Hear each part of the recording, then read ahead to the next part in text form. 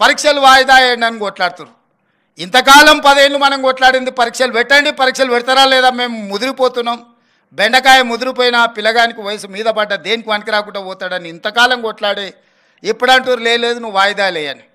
DSC notification 2 సంవత్సరాల కింద ఇచ్చిన నోటిఫికేషన్, 2 సంవత్సరాల నుంచి డిఎస్సి నోటిఫికేషన్ పరీక్షలు నిర్వహించకపోవడం వల్ల పిల్లలందరిలో అన్రెస్ట్ పేరుకుపోయింది. 2 ఏళ్ళ నుంచి వాళ్ళు డిఎస్సి కోసం ప్రిపేర్ అవుతున్నారు. ఇప్పుడు నేను డిఎస్సి ఫలానా డేట్ నాడు పెడతా అంటే లేదు మాకు చదువుకోవడానికి సమయం కావాలి, దాన్ని కూడా కొంచెం వాయిదా వేయండి అంటారు. అరే రామ, 10 ఏళ్ళు నోటిఫికేషన్ రాలేదన్నారు, 2 ఏళ్ళ కింద డిఎస్సి నోటిఫికేషన్ వచ్చింది, 2 ఏళ్ళ నుంచి వాయిదాలు పడుతూనే వచ్చింది. ఈ 2 ఏళ్ళ పిల్లలు చదువుకోలేదా? మళ్ళీ ఇప్పుడు వాయిదా వేస్తే అదనంగా చదువుకునేది, మేమేం సిలబస్ మార్చలేదే, పరీక్ష విధానాన్ని మార్చలేదే మీరు నేర్చుకోవడానికి. అంటే కేవలం కొన్ని రాజకీయ శక్తులు,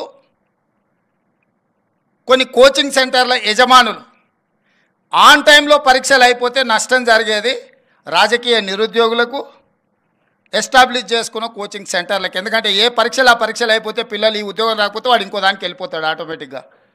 ఊర్లో పోయి వ్యవసాయం చేసుకుంటాడు, ఇతర ఉద్యోగాలకు పోవాలనుకున్న వాళ్ళు ఇతర ఉద్యోగాలకు పోతారు. డిఎస్సి రాస్తే ఒకవేళ గవర్నమెంట్ టీచర్ ఉద్యోగం రాకపోతే ప్రైవేట్ స్కూల్లోనైనా జాయిన్ అవుతాడు. ఇంకోటి ఏమన్నాం మనం, 2 లక్షల ఉద్యోగాల సంగతి ఏమైంది అన్నాం. ఏమై రాహుల్ గాంధీ మరి ఏం సంగతి, బాగా నడుపుతీవి కదా, 10 నోటిఫికేషన్లు ఇచ్చేది ఉండే ఇప్పటికీ, ఏమైనా 20 నోటిఫికేషన్లు అని అడిగాం, దానికి సమాధానం లేదు.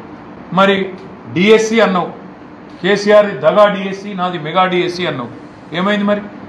20,000 ఉద్యోగాలు 50,000 ఉద్యోగాలు ఇస్తా నరికిన నరుకుడేమా? కేసీఆర్ ఇచ్చిన దానికి 5,000కు ఇంకో 5,000 కలిపినావు అంతే కదా. ఏమైంది అని మాట్లాడితే ఇవాళ డిఎస్సి అడుగుతున్న వాళ్ళ మీద లొల్లి. గ్రూప్ 2 గ్రూప్ 3 పోస్టులు పెంచుతా అన్నాడు ఇదే రేవంత్ రెడ్డి, ఇదే బట్టి విక్రమార్క.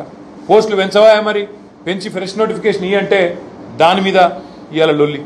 అశోక్ నగర్ కోచింగ్ సెంటర్లను ఆ రోజేమో వాళ్ళ చుట్టూ తిరిగింది, ఇదే మధుయాష్కి, ఇదే రియాజు, ఇదే కోదండరామ్, ఇక ఇదే నాయకులు సోకాళ్ళు మేధావులు, వీళ్ళే కదా ఆ రోజు వాళ్ళ చుట్టూ తిరిగింది. నేను ఏమంటాడు మహబూబ్నగర్లో రేవంత్ రెడ్డి, ఈ ఉద్యమం అట కోచింగ్ సెంటర్లు నడుపుతున్న ఉద్యమం అట, ఏది పరీక్షలు డిఎస్సి వాయిదా వేయాలనేది పోరాటం జరుగుతుందో కోచింగ్ సెంటర్ వాళ్ళు వాళ్ళకు ఇంకో 100 కోట్లు వస్తాయి అని మాట్లాడుతున్నాడు రేవంత్ రెడ్డి. సన్నాసులు అన్నాడు. మరి నేను అడుగుతున్నా రేవంత్ రెడ్డి గారు, నువ్వు తిరిగినావు వాళ్ళ చుట్టూ, మీరు రాహుల్ గాంధీ వచ్చిండు అశోక్ నగర్, మరి ఆ రోజు ఆయన కూడా సన్నాసి, రాహుల్ గాంధీ సన్నాసి, రేవంత్ రెడ్డి కూడా సన్నాసేనా? అంటే ఎంత నీతిమాలిన మాటలంటే ఇంకా కూడా ప్రతిపక్షంలో ఉన్నట్టు చిల్లర మాటలు.